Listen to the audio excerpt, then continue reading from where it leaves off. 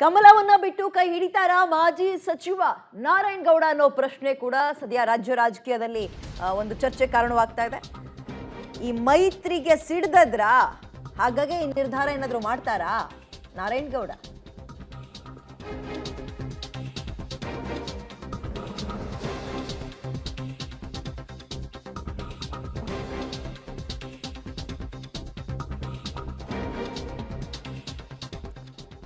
ದಳ ಕಮಲ ಮೈತ್ರಿ ವಿರುದ್ಧ ಸಿಡಿದ್ರ ನಾರಾಯಣ್ ಗೌಡ ಅನ್ನೋ ಪ್ರಶ್ನೆ ಇದೆ. ಸಿಎಂ ಸಿದ್ದರಾಮಯ್ಯ ಜೊತೆ ರಹಸ್ಯ ಮಾತುಕತೆ ಏನಾದರೂ ನಡೆಸಾಗಿದೆಯಾ? ಈಗಾಗಲೇ ಸಿಎಂ ಸಿದ್ದರಾಮಯ್ಯ ಮತ್ತು ಮಾಜಿ ಸಚಿವ ನಾರಾಯಣ್ ಗೌಡ ಭೇಟಿಯ ಎಕ್ಸ್ಕ್ಲೂಸಿವ್ ಫೋಟೋ ಲಭ್ಯ ಆಗಿದೆ. ಇದು ಜಸ್ಟ್ ಔಪಚಾರಿಕ ಭೇಟಿಯಾ ಅಥವಾ ಇದರ ಹಿಂದೆ ಬೇರೆ ಏನಾದರೂ ಇದೆಯಾ? ಯಾಕಂದ್ರೆ ಅವರು JDS ನಲ್ಲೇ ಇದ್ದವರು, ಆನಂತರ ಆಪರೇಷನ್ ಕಮಲಕ್ಕೆ ತುತ್ತಾಗಿ ಈ ಕಡೆ ಬಂದರು, ಅಲ್ಲಿ ಸಚಿವ ಸ್ಥಾನವನ್ನು ಕೂಡ ಅಲಂಕರಿಸಿದ್ರು, ಇದೀಗ ಮಾಜಿ ಸಚಿವರಾಗಿದ್ದಾರೆ.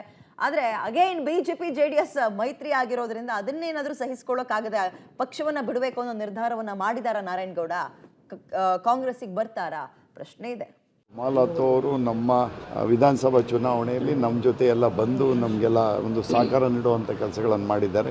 ಅದಕ್ಕಾಗಿ ಅವ್ರಿಗೆ ಕೊಟ್ಟರು ತಪ್ಪೇನಿದೆ ಅನ್ನೋದನ್ನ ನಾವು ಹೇಳಲಿಕ್ಕೆ ಬಯಸಿದ್ವಿ. ಅದನ್ನು ಹೈಕಮಾಂಡ್ ಹತ್ರ ನಾವು ಕುಂತ್ಕೊಂಡು ತೀರ್ಮಾನ ಮಾಡ್ತೀವಿ, ಮಾತಾಡ್ತೀವಿ. ಮಂಡ್ಯನ ನಮಗೆ ಬಿಟ್ಕೊಡ್ಲಿ, ಮಂಡ್ಯ ನಮಗೆ ಸಹಕಾರ ಕೊಡಲಿ ಅವರು ಅಂತ ಹೇಳಲಿಕ್ಕೆ ಬಯಸ್ತಾ ಇದ್ದೀವಿ.